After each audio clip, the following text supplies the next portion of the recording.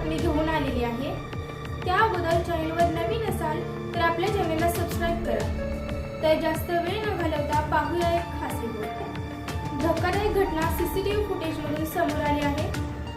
CCTV फुटेजमध्ये दिसत आहे बैल रस्त्याने चालत असताना आपल्या दिशेने कोणीतरी येत असल्याचे लक्षात येते।